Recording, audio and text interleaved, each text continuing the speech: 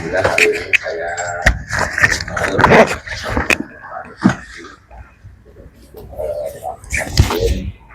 untuk dua hal ya. Yang pertama, kami ingin meningkatkan komponen pengawasan, terutama untuk penyelenggaraan program makan bergizi di daerah-daerah. Seperti diketahui bahwa 93% anggaran Badan Gizi Nasional disalurkan untuk bantuan pemerintah makan bergizi, dan itu langsung disalurkan dari KPPN melalui Kecamatan ke SPPG di seluruh Indonesia, yang hari ini sudah ada 25.570 SPPG di seluruh Indonesia. Dan setiap SPPG rata-rata di Jawa, di Sumatera itu menerima uang per bulan 1 miliar. Kecuali untuk daerah-daerah yang dengan kemahalan tinggi seperti Papua, daerah-daerah timur yang bisa di atas itu. Nah, karena uang itu banyak mengalir di bawah, Badan Gizi Nasional sudah memiliki komponen pengawasan, yaitu Deputi Pemantauan dan Pengawasan, dan kita juga sudah bekerjasama dengan BPKP untuk mengaudit seluruh pengeluaran yang ada, dan kita juga membuka diri untuk masyarakat secara terbuka memantau seluruh proses yang ada di SPPG. Dan sekarang kita ingin menambah satu komponen pengawasan, yaitu melalui seluruh komponen Jaksa Agung yang ada di daerah. Dan seperti diketahui bahwa di daerah-daerah ada Kejari ya, tetapi Jam Intel memiliki intel-intel yang tersebar di seluruh Indonesia, termasuk di desa-desa. Jadi kami tadi membicarakan terkait mekanisme tambahan pengawasan agar komponen Jaksa Agung, Kejaksaan Agung di desa-desa ikut mengawasi penggunaan anggaran di SPPG di seluruh Indonesia. Jadi ini juga sekaligus saya mengingatkan kepada seluruh mitra agar menggunakan uang sesuai dengan SOP yang ada, sesuai juknis yang ada. Jadi digunakan seoptimal mungkin, setransparan mungkin untuk penggunaan program makan bergizi gratis. Itu yang pertama yang saya sampaikan. Yang kedua, saya juga meminta ada komponen dari Kejaksaan Agung yang akan kami tugaskan untuk ikut menjadi salah satu pejabat di Badan Gizi Nasional, yang kami minta agar memperkuat tim Badan Gizi Nasional di bagian pusat. Itu yang tadi saya bicarakan dengan Pak Jaksa Agung dan juga Pak Jaminda. Saya kira itu yang saya sampaikan. Terima kasih. Permintaan jabatan itu akan menjabat di pusat atau bagaimana? Ya, di pusat. Siapa Pak yang diminta untuk siapa? Oh, nanti ya, setelah dilantik baru saya umumkan. Posisinya sebagai apa Pak? Ya, terutama di inspektorat, ya di eselon 2 ya. Butuh berapa orang Pak? Sementara 1 orang. Mas, sejauh ini berapa temuan-temuan penyalahgunaan dana BPJS bagaimana? Ya, Anda kan sudah tahu mungkin berita viral ya. Minimal ada 62 SPPG yang kami tutup sementara karena tidak sesuai di dalam memberikan menu, ya, baik menu minimalis maupun menu yang kurang baik. Itu 62 SPPG yang selama Ramadan ini kita tutup dulu sementara dari 25.000 lebih SPPG yang berjalan. Dan Anda tahu bahwa yang 62 yang membuat menu kurang sesuai dan minimalis yang membuat viral. Jadi vokal minority jadinya ya kan, 62 tapi membuat viral seluruh, padahal sebagian besar kan melaksanakan dengan baik. Jadi kami ingin yang 62 itu makin lama makin kecil, sehingga laporan yang keluar itu adalah yang silent majority nih. Jadi harus diungkap bahwa yang bagus-bagus itu banyak. Kalau dirupiahkan itu berapa penyimpangannya Pak dari 62 PPG? Kalau nilai belum, tapi yang jelas dari segi nilai kan kita lihat tidak sesuai dengan pagu anggaran yang ditetapkan.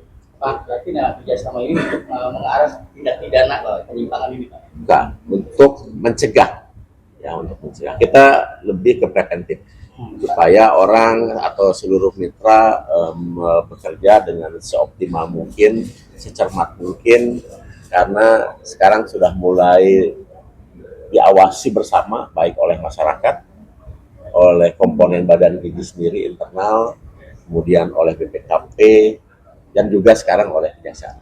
Pak, berarti untuk sanksi yang paling berat terhadap SPPG nakal ini apa ya Pak? Ya, kita ada mekanismenya. Ada mekanismenya. Yang pertama, tentu saja ada surat peringatan pertama, surat peringatan kedua, kemudian ada penutupan sementara, kemudian kita berikan kesempatan untuk memperbaiki diri. Nanti kalau dia mengulangi lagi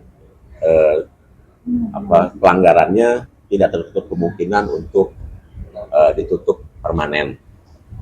Tapi kalau kan tapi dibawa ke jalur pidana, hukum nggak sih Pak kalau misalnya ada temuan pelanggaran dan lain sebagainya, kan udah kerjasama sama Kejagung Pak? Ya, jadi gini, kalau memang ada penyimpangan penyalahgunaan anggaran dan dibuktikan secara hukum, tidak tertutup kemungkinan. nah, Tapi untuk sementara ini kita lebih banyak ke arah pembinaan agar seluruh yang terlibat ini bekerja dengan sebaik-baiknya, bekerja seoptimal mungkin, bekerja seefektif mungkin, menggunakan rupiah yang diterima dan dapat dipertanggungjawabkan sebaik-baiknya. Berarti sejauh ini masih ditutup sementara saja ya Pak sanksi? Ya, untuk yang 62 tutup sementara karena yang menu, sementara yang lain karena belum punya IPAL, belum mendaftar SLAS, juga jumlahnya lebih besar, dan itu kita tutup sementara sampai dia menyelesaikan semua proses. Terima kasih ya. Pak, kalau sudah mengganti Kejagung kawasan, berarti yang kalau yang sekarang lebih ke spesifik ke Jawa. Ya, lebih intens. Dari awal kita sudah bekerja sama, cuma sekarang lebih intens, terutama untuk pengawasan di seluruh SPPG di seluruh Indonesia.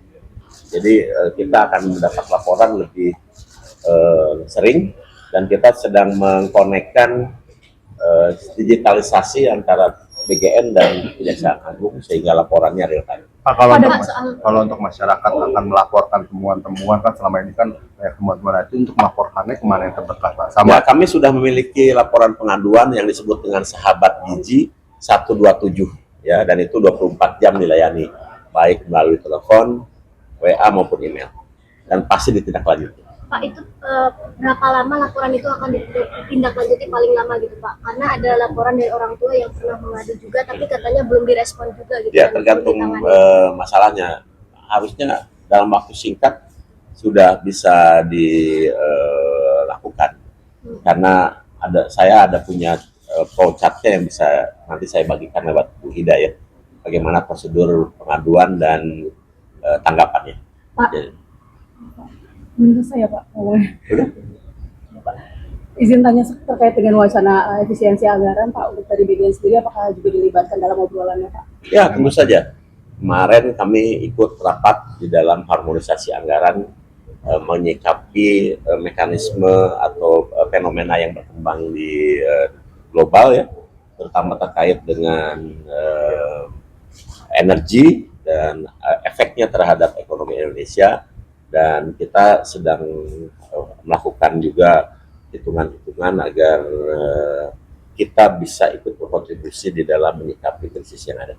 Berarti meskipun memang tidak ada arahan untuk anggaran MBG kena, tapi dari BGN sendiri mau ada optimalisasi juga Pak? Tentu saja kita harus ikut memiliki sense of crisis, dan kami sedang melakukan hal-hal yang memungkinkan pengguna anggaran lebih efisien. Contohnya apa saja mungkin Pak? bisa dijabarkan sedikit contoh optimalisasi anggaran yang dilakukan, apakah tidak menambah SPPG atau seperti apa Pak?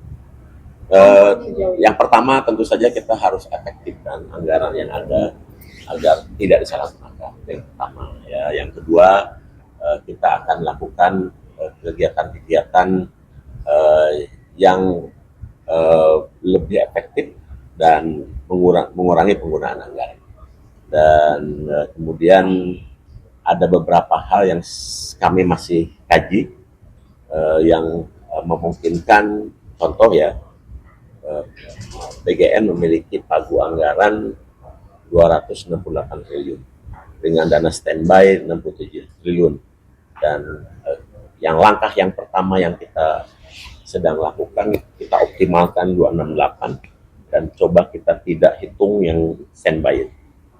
Jadi kita akan efektifkan yang 268. Nah, dari 268 yang kita peroleh tersebut, kita juga sedang hitung berapa nanti maksimal yang bisa kita gunakan. Nanti setelah kita hitung, setelah kita laksanakan dengan beberapa hal yang perlu dilakukan terkait dengan efisiensi, nanti akan saya sampaikan. Pak, kalau MBG Lebaran ini gimana Pak? Apakah tetap disalurkan apa gimana Pak? Ya, jadi gini, untuk yang Idul Fitri ya perlu saya sampaikan bahwa untuk anak sekolah penyaluran terakhir tanggal 13 Jumat kemarin. Nah, kemudian untuk ibu hamil, ibu menyusui anak balita terakhir hari ini. Setelah itu kita akan merayakan Idul Fitri dan program makan bergizi akan kembali operasional tanggal 31 Maret. Itu ada hitung-hitungan menghemat berapa anggaran nggak sih Pak? Tentu saja. Ya, Berapa? Itu kurang lebih sekitar 5 triliun ya, dihemat dengan seperti itu. Pak, tapi kalau ada dibahas soal ada beberapa mitra yang dilaporkan terjadi nggak ke MBG? belum sampai sejauh itu. Kami ini melakukan langkah-langkah preventif ya, bukan ingin melaporkan mitra, tetapi berusaha supaya mitra bekerja sewaspada mungkin, seoptimal mungkin, setransparan mungkin dalam penggunaan anggaran. Pak, tapi kalau ada SPPG yang tidak membagikan untuk paket lebaran ini gimana Pak? Soalnya kemarin temuan ada salah satu sekolah di Jakarta yang nggak membagikan Pak sampai Ya sekarang. gini, kami sudah membuat tulis dan edaran, nanti yang tidak melaksanakan sesuai dengan apa yang kami bagikan, sama seperti yang lain tadi yang tidak sesuai, pasti kita akan hentikan sementara. Pak, pengangkatan P3K apakah akan terus berlanjut Pak? Ya. P3K, pengangkatan P3K. Yang untuk sementara kita sudah mengangkat yang sudah ada, dan untuk yang lebih lanjut kita akan koordinasi dulu dengan Kementerian Pendayakan Aparatur Negara, termasuk Kementerian Keuangan terkait dengan anggaran yang apakah masih bisa digunakan atau tidak. Sejauh ini sudah berapa banyak Pak P3K-nya?